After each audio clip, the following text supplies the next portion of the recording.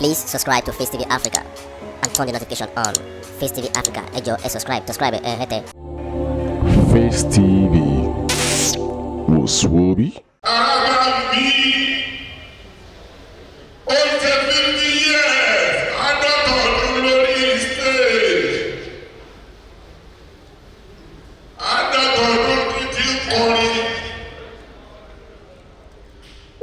You would have your own, and you would be. Araba mi olówó yàrá. Sàlàyé ní báyìí lẹ́yìn bàbá sí ilé ọmọ araba mi. Ṣé bí tẹ́lifí ọmọ ní fẹ́ni lójú ẹni? Bá mi àkàndé ẹ̀kú kalẹ̀ nílẹ̀. Máa mi àkàndé ìrìnàjàkì fi ọkọ yà bí. Ọkọ bọ́lá sáàtì àkàndé ṣe bí mo mọ̀ pé wọ́n ní bàjẹ́ àkàndé á ní púpọ̀ léyìn. Àkàndé á ní púpọ̀ lọ́kùnrin. Ọkọ bọ́lá sáàtì àkàndé ikú onílé ìgbà yìí lọ́wọ́ mi pa àbí àkàndé ọ̀dọ́ mo ní jẹ́ kọ́mọ fún mọ́ yìí lójú. Ọkọ bọ́lá sáàtì àkàndé àjọṣọ́sá ní Samuel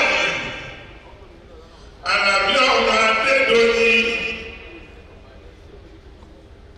Tímọ́tímọ́ bá mi ní bàbí àkàndàbí tó ń lò tó ti púpọ̀ léèyàn. Ọmọ Adédoyin Àlàbí kọ́sẹ́ bẹ̀rẹ̀ láàbí àrà tàbí bẹ́ẹ̀ bá délé. Wàhálà sáré kò kí ikú kalẹ̀ nílẹ̀ ìyàwó àkàndé bàbá àti ọkọ yà bí. Ìyàwó àkàndé àzábì ní ẹni gáàsà àkàndé. Ọmọ yà àkàndé. Rárá sájà àkàndé. Ikú onílé gbà yìí náà mi gbà ní àkàndé ọlọ́run ní jẹ́ kọ́mọ kú mọ́ lójú. Àkàndé àzábì ní ọkọ yà.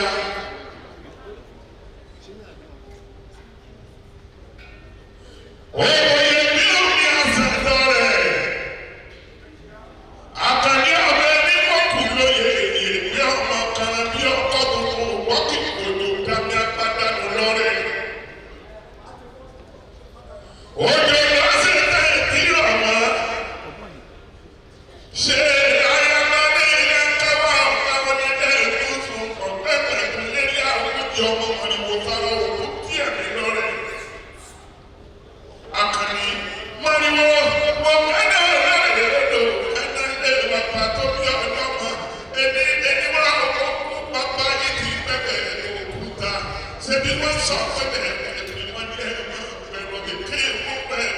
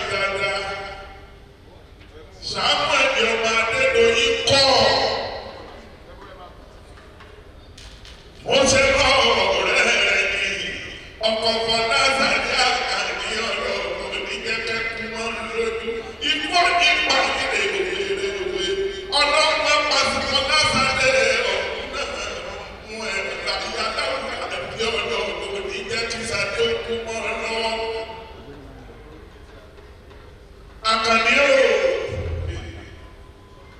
ọ̀tá ń bínú wọ́n ṣe bí ọ̀la ti tán ni